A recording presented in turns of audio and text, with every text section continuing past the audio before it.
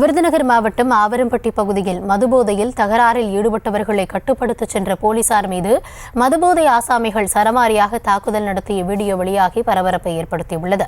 இதுகுறித்த கூடுதல் விவரங்களுக்காக இணைகிறார் எம்முடைய செய்தியாளர் மாரிராஜ். வணக்கம். இதுகுறித்து காவல்துறை தரப்பில் என்ன நடவடிக்கை மேற்கொள்ளப்பட்டிருக்கிறது? இந்த ரகளில் ஈடுபட்டவர்கள் யார் அப்படின்ற விவரம் தெரிய வந்திருக்கிறதா? கூடுதல் விவரங்களை வழங்கலாம். வணக்கம் கௌதமி. விருதுநகர் மாவட்டம் ராஜபாளையம் பஞ்சு மார்க்கெட் நேரு சிலை அருகே உள்ள டாஸ்மார்க்கில் கடந்த 2 தினங்களுக்கு முன்னதாக மது அருந்தவர்களுக்கிடையே தகராறு ஏற்பட்டுள்ளது.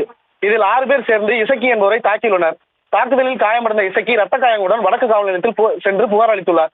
புகாரை பெற்றுக் கொண்ட காவல்துறையினர் தாக்கியவர்களை தேடிய போது அவர்கள் நேரு சிலை பின்புறம் உள்ள மற்றொரு தனியார் மதுபான குளம் அருகே இருந்துள்ளனர். அவரிடம் விசாரித்த வடக்கு காவலர்களான ராம்குமார் மற்றும் கர்மசாமி ஆகியோர் மறுநாள் காலை காவல் நிலையத்துக்கு வருமாறு தெரிவித்துள்ளனர். இதற்கு மறுப்பு தெரிவித்த அந்த கும்பல் காவலரிடம் வாக்குவாதத்தில் ஈடுபட்டு காவலர்கள் கையில் இருந்த லட்டியை பிடுங்கி காவலர்களே தாக்க தொடங்கியுள்ளனர். இதை தடுக்க சென்ற மற்றொரு காவலரையும் அந்த கும்பல் ஆபாசமாக திட்டிக் கொண்டே சரமாரியாக தாக்கியுள்ளனர். சிறிது நேரத்துக்கு பின்னர் காயமடைந்த காவலர்கள் அளித்த தகவலின் பேரில் சம்பவ இடத்திற்கு வந்த மற்ற காவலர்கள் இருவரையும் மீட்டு ராஜபாளையம் அரசு மருத்துவமனைக்கு அனுப்பி வைத்தனர். காவலர்களை தாக்குவது குறித்த வீடியோ தற்போது சமூக வலைதளங்களில் வைரலாக பரவி வருகிறது.